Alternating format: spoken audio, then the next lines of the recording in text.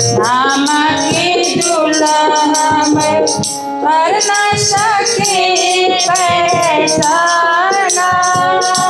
छोड़ो मैया कर जो मारे थके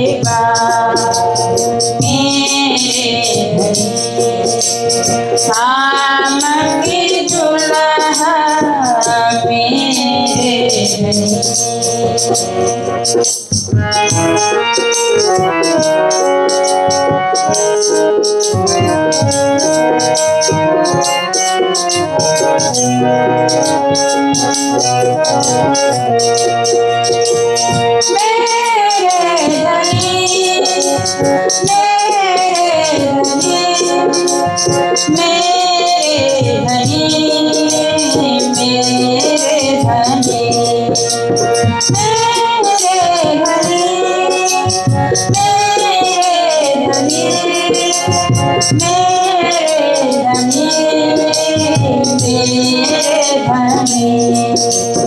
शाम की दुल्हा मेरे शाम की दुल्हा मैं कर न सकी पहचाना। छोड़ो मैया कर जो मारे थके मेरे धनी।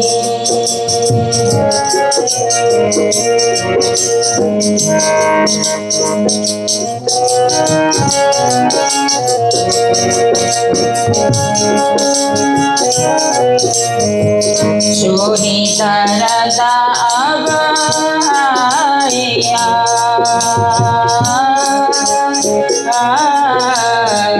सोनी तरदा अब आया लगा काले देखाए सोनी तरदा अब आया लगा काले देखाए अबई आसारा जाता है मुराद राहत अरवाए अबई आसारा जाता है मुराद राहत अरवाए जो मुराद अरवाए मेरे धनी। शाम के दुल्हा मेरे धनी शाम के दुल्हा मैं कर न सकी पहचाना। छोड़ो मैया कर जो मारे थके मेरे धनी।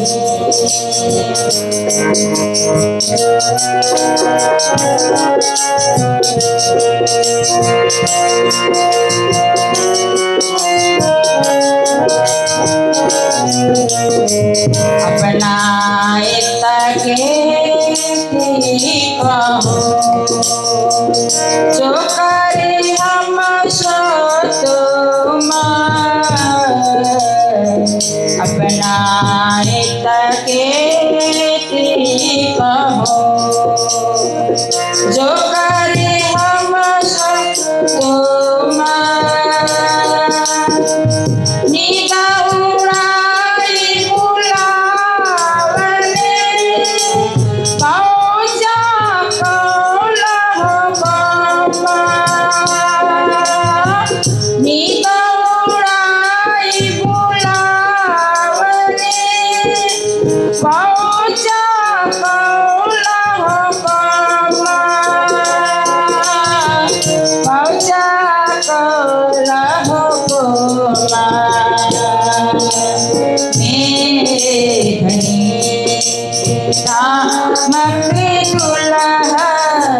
मेरे धनी।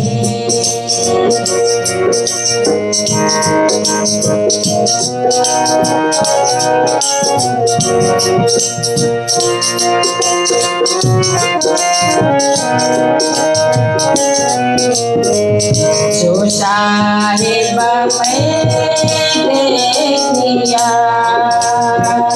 जो साहिब मैंने किया, सो मिले हुई सुख चैना। जो साहिब मैंने किया, सो मिले हुई सुख चैना। मेरा सारा सारा जालिया,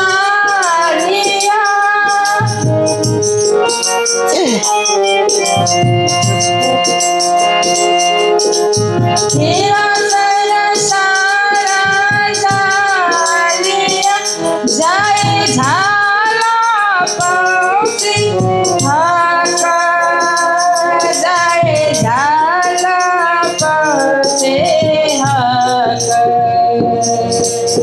मेरे राम की दुला मेरे धनी।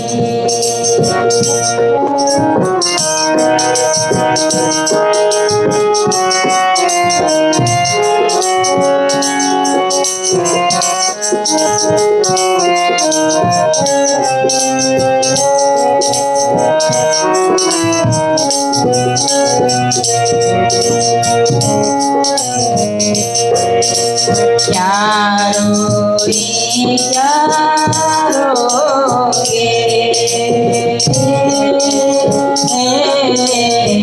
क्या रोई क्या रोगे।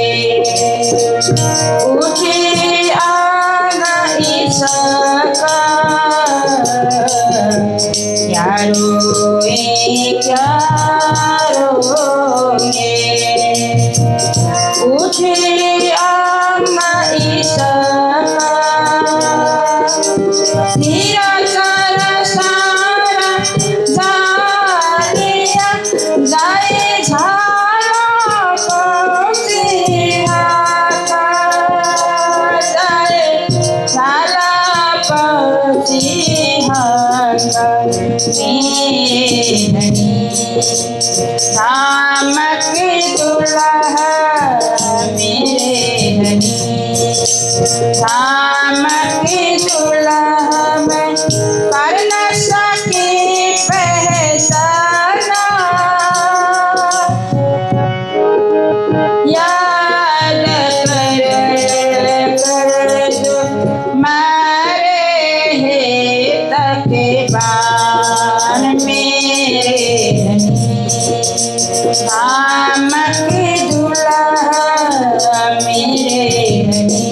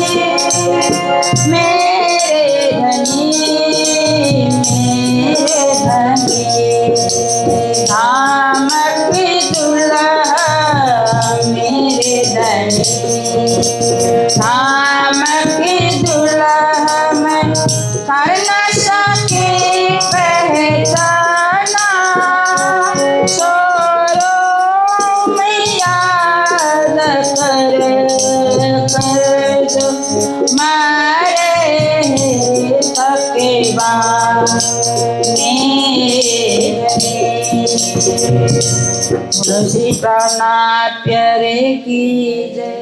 प्रणाम।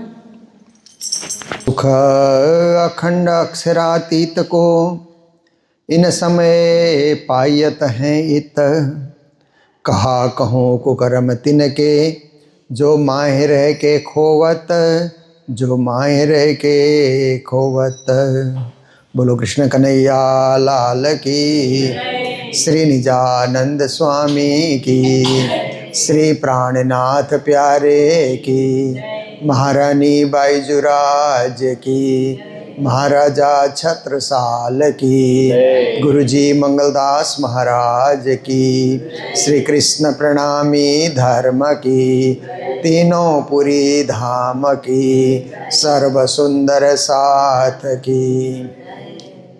कईयों खोया जन्म अपना प्रणाम।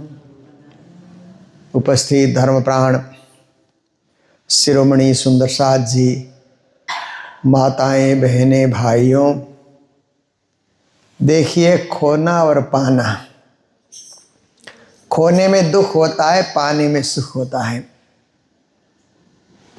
कभी कभी पैसा खो जाता है ना, तो बहुत दुख होता है, इधर ढूंढते हैं उधर ढूंढते हैं, मिलता ही नहीं। कभी कपड़े खो जाते हैं, कभी जूते चप्पल खो जाते हैं। भीड़ में आप जाइए, चप्पल जूता खोल करके सत्संग में बैठिए, उठ करके आए तो पता ही नहीं चलता है। कई कई जगह तो क्या है कि जूता रखने की व्यवस्था होती है, तो वहाँ आपने दिया तो टोकन देते हैं, वो दिखाते ही आपके चप्पल जूता सही सलामत लौटा देंगे। कई कई मंदिरों में व्यवस्था नहीं होती इस चीज़ की, तो आप भी जहाँ मर्जी खोलते हैं।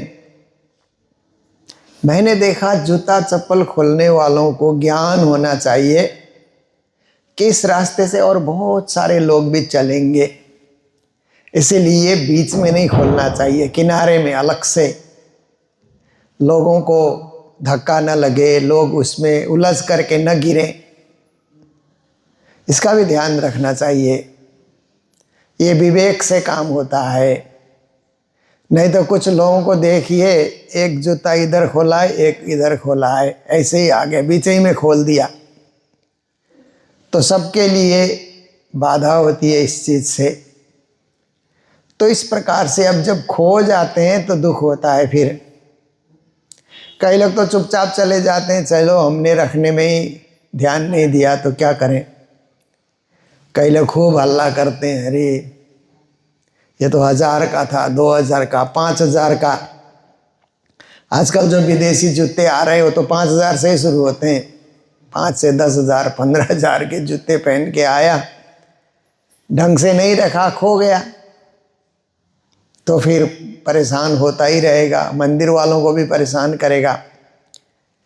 तो ये सब चीज़ खोने का दुख, खोने का दुख और पाने का सुख आप देखिए। और जब मिल जाता है तो सुख होता है। फिर आपका पैसा खोया और मिल गया, ढूंढते ढूंढते कहीं ना कहीं मिल गया, तो एक सुख का अनुभव होता है कि चलो मिल तो गया। तो ऐसे ही आप देखिए कि कपड़ा कहीं सुखाया आपने, खो गया, वो भी मिल जाए तो भी आपको सुख होगा। कोई भी चीज़, कभी कभी माला जो आप जप करते हैं ना, वो भी इधर उधर हो जाती है, माला खो जाती है। कभी कभी ढूंढते रहते हैं बिस्तर में, कहाँ है माला, बैठ करके जप रहे थे थोड़ी देर पहले, अभी नहीं है, तो मिलने का एक आनंद होता है, खोया पाया उसको कहते हैं। तो ऐसे ही प्राणनाथ जी महाराज हमें बता रहे हैं कि जीवन के अवसर को भी खोया गया। जैसे धन खोने का, कपड़े खोने का या चप्पल जूते खोने का दुख होता है मन में, हमने जीवन के अवसर को खो दिया, इसका भी तो कुछ दुख हो, तभी तो दुख होने से ही तो फिर हम खोने का कार्य नहीं करेंगे। दुख नहीं होगा तो बार बार हम खोते रहेंगे जीवन का अवसर।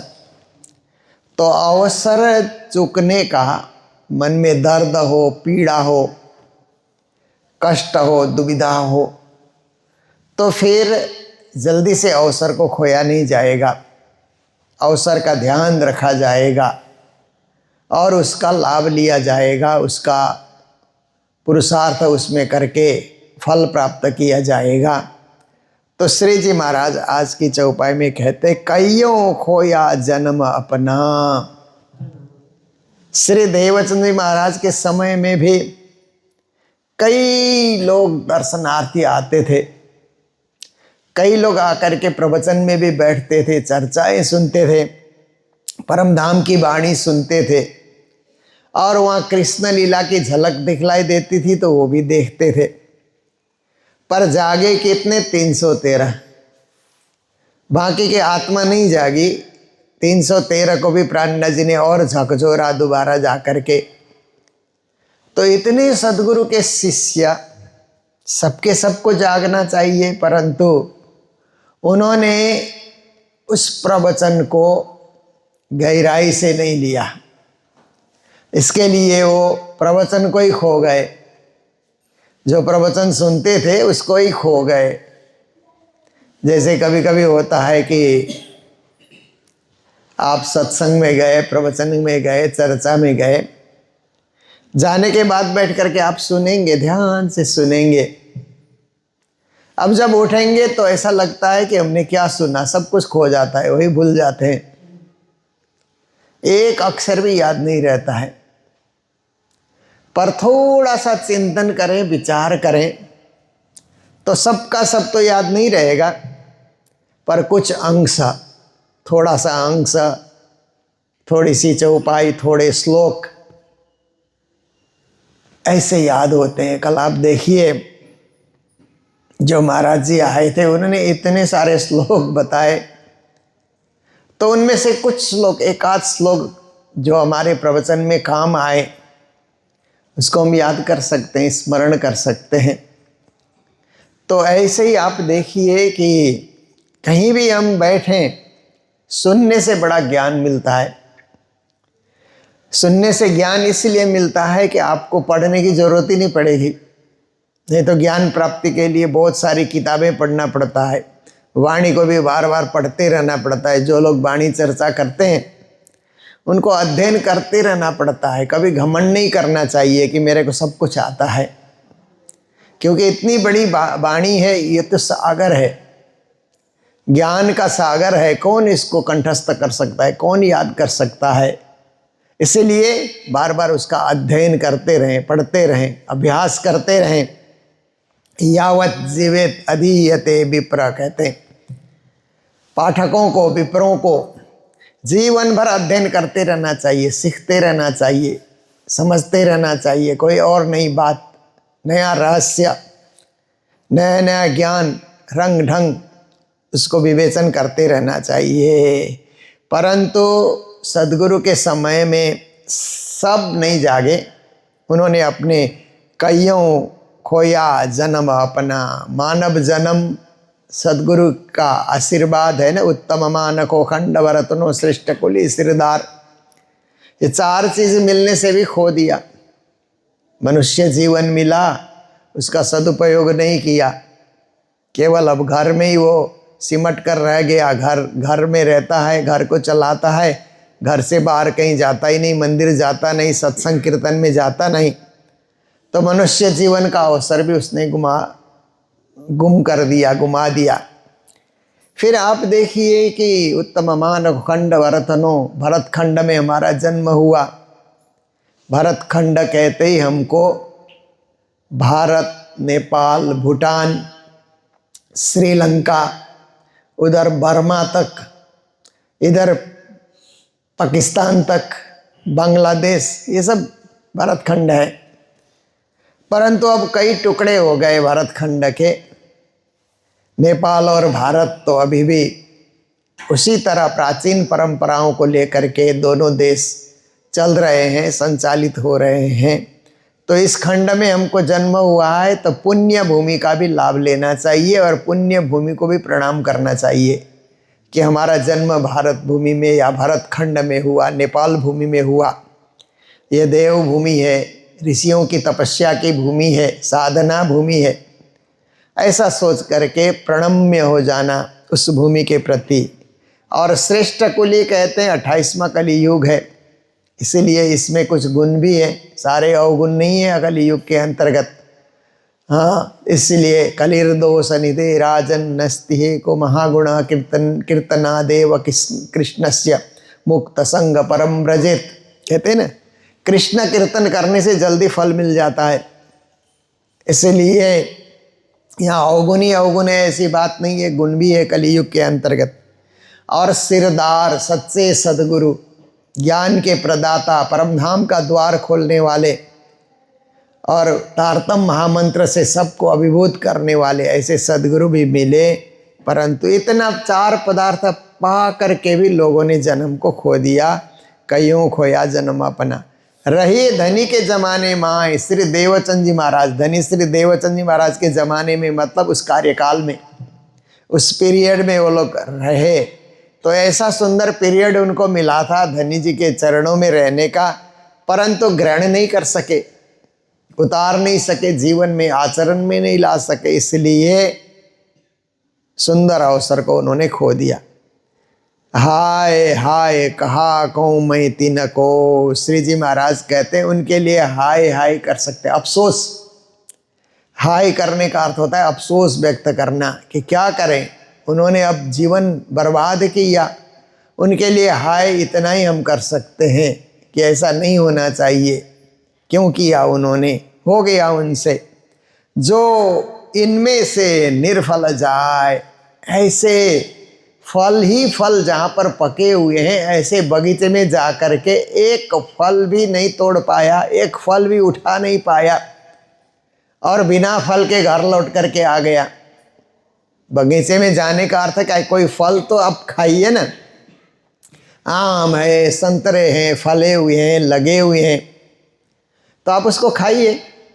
फलों के बगीचे में जाने का अर्थ है ये फल को खाना। परंतु अब वहाँ जा कर के भी निष्फल, फल रहित हो करके, फल खाया ही नहीं वहाँ जा कर के। कई लोग कहते हैं ना हमसे फल नहीं खाया जाता, ऐसा बोलते। पर फल क्या है, मैं कहता हूँ कि ये परमात्मा की बनाई हुई मिठाई को फल कहा जाता है। परमात्मा ने मनुष्य के लिए प्रकृति में जो मिठाई बनाई उसी को फल कहा जाता है। इसीलिए फल स्वादिष्ट होते हैं ना, फल का मिठास अपना होता है, फल का स्वाद अपना होता है। देखिए, आम का अपना स्वाद है, संतरे का अपना स्वाद है, अंगूर का अपना स्वाद है, जितने भी फल हैं सबका अपना अपना स्वाद है, पर फल को ग्रहण करना चाहिए।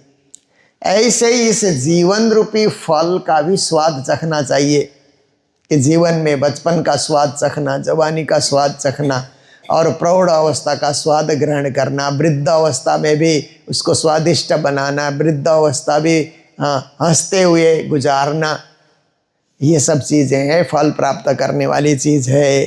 पर कई लोग निष्फल जाते हैं, बचपन में भी कुछ किया ही नहीं, पढ़े भी नहीं, लिखे भी नहीं, खेले भी नहीं, कुछ किया नहीं, जवानी आई वो भी ऐसे ही निकल गई, प्रौढ़ अवस्था में ज्ञान अध्ययन करना चाहिए वो भी नहीं हुआ, वृद्ध अवस्था में माला जाप करना चाहिए वो भी नहीं हुआ, तो निष्फल चले जाएंगे। उनके लिए हाय हाय कहा जा सकता है और कुछ नहीं, क्योंकि ये तो खुद को ही करना है। गुरुजन जो है वो तो बता देते हैं, मार्ग बताते हैं, ऐसे करोगे तो सही रहेगा। करना खुद ही को है, जो खुद तैयार होगा तो करेगा, नहीं तैयार होगा तो निष्फल चला जाएगा। कईयों जन्म सुफल किए। फिर श्री जी महाराज कहते हैं कईयों ने फल प्राप्ति करके जन्म को सफल बना दिया, अच्छे सुंदर साथ बने, भक्ति करने में, सेवा करने में, चर्चा सुनने में, क्योंकि हर एक क्षेत्र बहुत हैं, उनमें से किसी क्षेत्र में हम काम आए। कभी कभी कुछ लोग क्या होते हैं कि किसी भी क्षेत्र में काम नहीं आते ना, काम ही नहीं आते कभी, ऐसे नहीं बनना चाहिए। किसी तो क्षेत्र में हम काम आए। कैसे काम आए कि हम मंदिर में आए, आरती के समय में हाजिर रहें तो भी एक हाजिरी तो आपकी लगेगी, और आरती में 25-50 सुंदर साथ इकट्ठे हैं तो कितना अच्छा लगता है। तो हाजिरी आप दे रहे हैं, आरती में खड़े हैं, वो भी आपकी सेवा है। बने तो मंदिर की सफाई करें, झाड़ू लगाएं, पोछा लगाएं, पहले आकर के करें। नहीं बने तो आरती में खड़े रहें, आरती सेकें, परिक्रमा करें, वो भी आपकी सेवा हो गई। फिर उसके बाद चर्चा कथा होती है तो प्रेम से बैठें। अब चर्चा कथा का भी एक नियम होता है, अनुशासन होता है कि कोई बैठा है तो प्रेम से बैठ करके सुने, श्रवण भक्ति करे, बैठ करके दोनों कान खोल करके सुनते रहना है, कुछ नहीं करना है। थोड़ी देर में मन नहीं लगा, उठ के चल दिए, फिर इधर उधर घूमते रहे, बीच में बातें करके रहे, दूसरों को भी डिस्टर्ब कर दिया। कई कई जगह मैं देखता हूँ चर्चा कथा हो रही है परंतु बीच में ही कानाफूसी करते हैं ना लोग, एक दूसरे से बातें करते रहते हैं, कभी मोबाइल में धीरे धीरे बातें करते रहते हैं। ऐसे ऐसे क्या आफत आ गई कि आपको मंदिर के अंदर ही मोबाइल में बात करने की ज़रूरत पड़ी। बाद में कीजिए, जिसने आपको फ़ोन किया उसका नंबर तो बना रहेगा, वो मिटेगा नहीं। बाद में आप बाहर जाइए और उससे बात करिए, क्या ज़रूरी थी। हम तो सत्संग में बैठे थे, मंदिर में बैठे थे, तो सुनने वाले को भी अच्छा लगेगा ना। अच्छा, आप सत्संग में बैठे थे, चर्चा में बैठे थे, पूजा में बैठे थे, उसको पछतावा होगा कि मैंने किस टाइम फ़ोन लगा दिया, मुझे भी सोचना चाहिए। ऐसे उसको भी पछतावा होगा, फ़ोन करने वालों को भी। पर आप मंदिर में ही उठा करके बात शुरू कर दिए, क्या है, कैसे है, तो दुनिया बीती बातें। फ़ोन में क्या होता है, कोई धर्म की बातें तो होती नहीं है, संसार में क्या कुछ हो रहा है, घटनाओं की बातें होती है।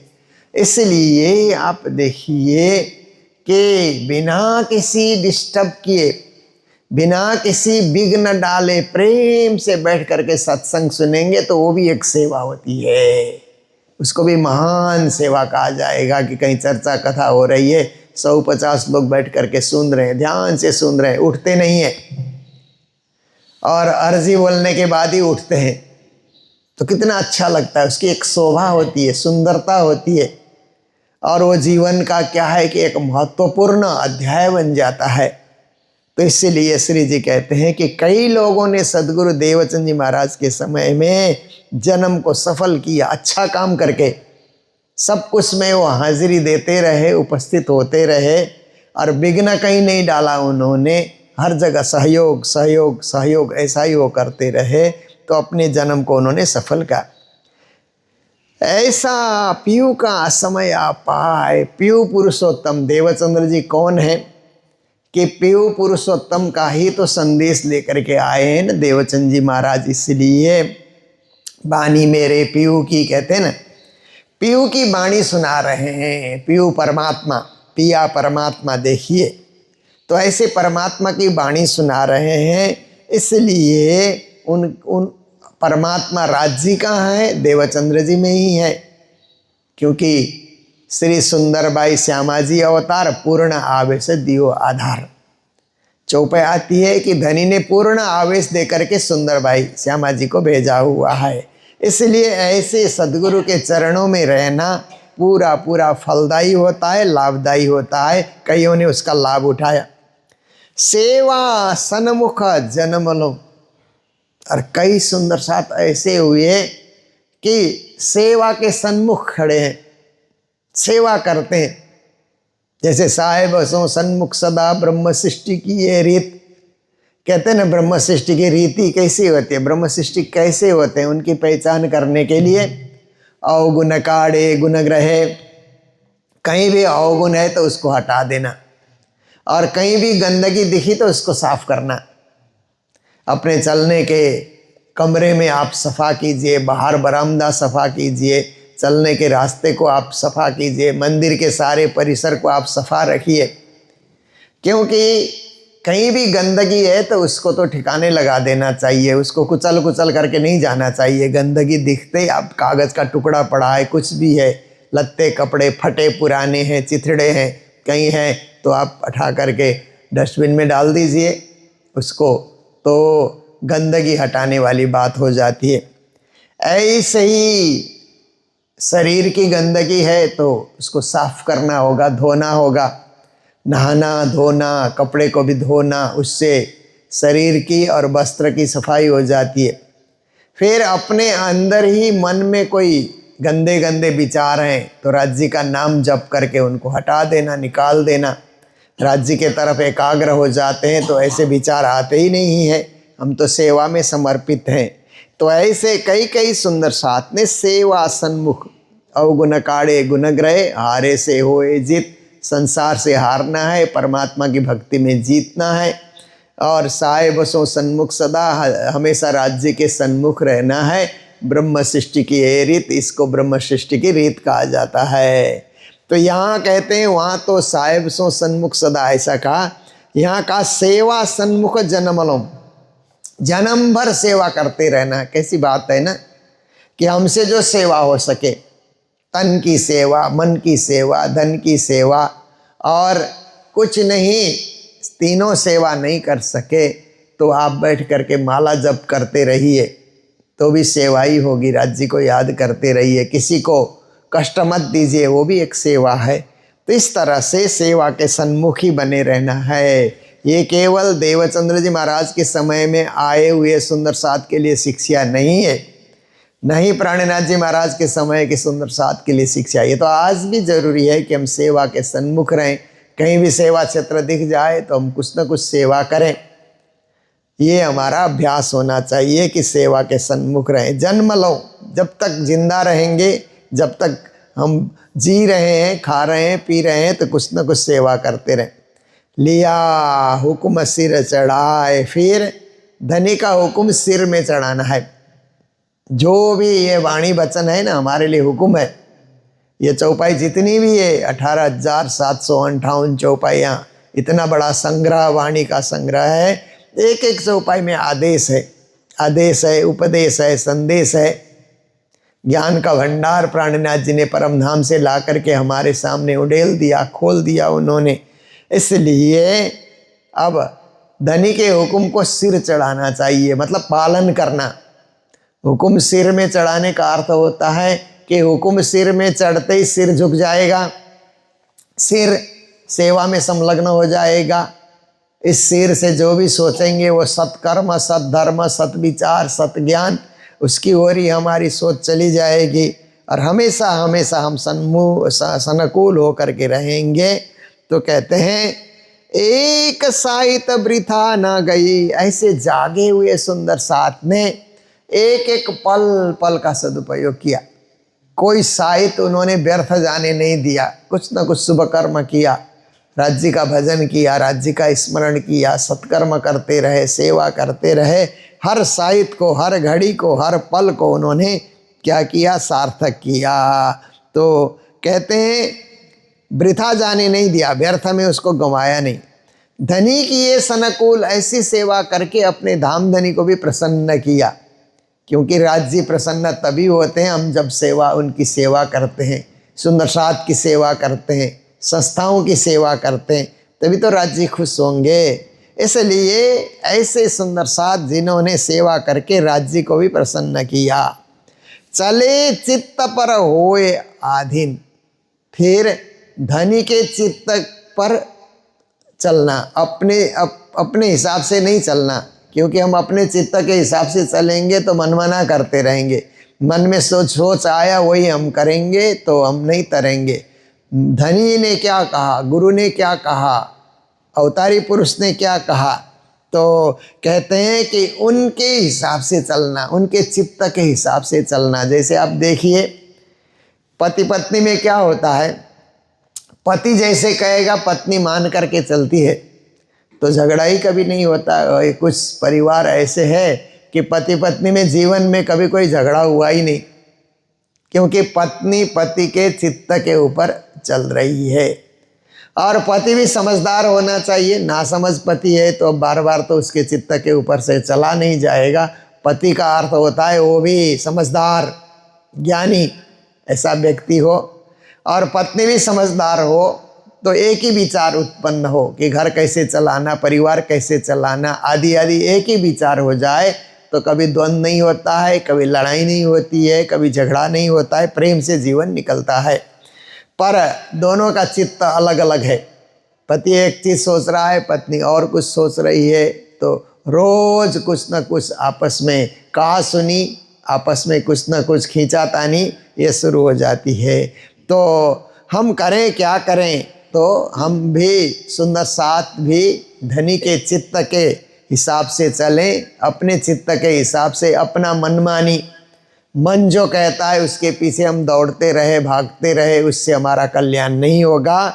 हम धनी के चित्त के दिल के हिसाब से हम चलें। परी न कबहू भूल, और कोशिश करें कि कहीं हमसे भूल न हो जाए, एक भी भूल न हो, ऐसे हम सावधान रहें। जैसे आप देखिए ना, सावधानी से आप चलेंगे तो पूरा बाजार घूम करके आएंगे, कहीं आप गिरेंगे नहीं। बरसात के दिन में भी सावधानी से आप चले, छाता लेकर के चले, पूरा बाजार घूमिए और लौट करके आइए, कहीं कुछ होगा ही नहीं, क्योंकि आपके पास सावधानी है ना। सावधानी हटी दुर्घटना घटी, कहते हैं ना। थोड़ी सी सावधानी हटने से दुर्घटना होती ही होती है। चलने में थोड़ी सावधानी आपने नहीं रखी तो फट से कहीं गिर जाएंगे, फट से कहीं पत्थर से टकराएंगे।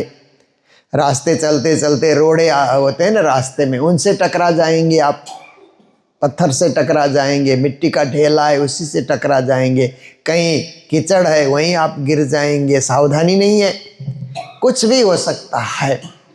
देखिए, खाते हुए भी सावधानी रखना बहुत ज़रूरी है ना, क्योंकि हमारे दांतों के बीच में जीभ है ना, जिह्वा कहते हैं, रसना कहते हैं। तो चबाते समय में दांतों से चबाया जाता है। जिह्वा तो क्या है कि इधर से उधर वो चबाने में सहयोग करती है, परंतु दांतों से दांत तो बहुत कठोर हैं। तभी गुरुजी मंगलदास जी महाराज ने मंगल सूक्ति में कहा कि 32 दांत के बीच में जिह्वा है, और बहुत होश के साथ उस जिह्वा को रहना है, नहीं तो दांत कभी भी उसको क्या है काट सकते हैं, कभी भी उसको चोट पहुंचा सकते हैं। जिह्वा को एकदम सावधानी से रहना है, उसका स्थान वही है, वो स्थान छोड़ करके कहीं उसको जाना नहीं है। तो ऐसे ही हम जीवन में सावधानी से चलें। और कहीं भी आप देखिए पूरा बाजार है, आप सावधानी से चलेंगे ना तो किसी से टकराएंगे भी नहीं, आप किसी को छुएंगे भी नहीं। थोड़ा सावधानी से चलेंगे तो आपके वस्त्र भी अशुद्ध नहीं होंगे। बाजार घूम करके आइए, पर किसी को आपने टच नहीं किया तो वस्त्र तो शुद्ध ही माना जाएगा। पर बाजार चलते हुए धक्का मुक्की करते हुए चले, तब तो आपने क्या है सावधानी भी छोड़ दी और अपने वस्त्र को भी दूषित किया, शरीर को भी आपने दूषित किया। इसलिए कभी भूल नहीं करना, और भूल हो गई तो उसके लिए थोड़ा पछताना, मेरे से ये भूल क्यों हुई, ऐसा करके पछताने से दोबारा भूल नहीं होती है। फिर हम सही सही कदमों से आगे बढ़ेंगे और हमेशा अपने जीवन को सुंदर बनाएंगे, सजाएंगे। भूल कभी नहीं करनी है, सत्य सत्य के मार्ग पे हम लोग चलते रहें। ये शिक्षा श्री प्राणनाथ जी महाराज हमें प्रदान कर रहे हैं वाणी के माध्यम से, और वाणी सुनने से हमें जीवन कैसे सुधारना है, जीवन कैसे जीना है, और प्राणनाथ जी के उपदेश के अनुरूप कैसे चलना है। प्रत्येक घड़ी प्रत्येक पल उनके उपदेश के अनुरूप हो करके, अनुकूल हो करके हमें चलना है। तो ये जीवन में ये विचारधारा बनी रहे और हमारे ऊपर ये सब चीज़ का असर बना रहे, इसके लिए नित्य चर्चा में हम लोग सम्मिलित होते हैं। तो आज का भी हमारा समय पूर्ण होने आया, और सामने जो बड़ा भारी पंडाल लगा हुआ है वहाँ तो 11 बजे से लेकर के 4 बजे तक कार्यक्रम चल ही रहा है।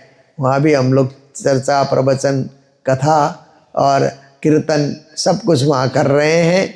और MRS प्रणामी हॉस्पिटल के विकास और विस्तार के लिए ये सारा कार्यक्रम का आयोजन किया गया है। आप सभी सहभागी बने हैं और बहुत सारे श्रद्धालु दानदाता भी सहभागी बने हुए हैं। कार्य सुंदर हो रहा है, और सुंदर हो गुरु जी की कृपा से, श्री राजश्यामा की कृपा से और सुंदर बने, यही भाव रखते हुए आज के प्रसंग को ही विराम दे रहे हैं। बोलो सतगुरु महाराज की, श्री प्राणनाथ प्यारे की, सर्व सुंदर साथ की। एक साइता वृथा न गई, धनी किए सनकूल चले चित्त पर होए आधीना परी न कबहूँ भूल परी न कबहूँ भूल। बोलो श्री प्राणनाथ प्यारे की, सद्गुरु महाराज की, श्री धाम के धनी की प्रणाम। पिया तुम हो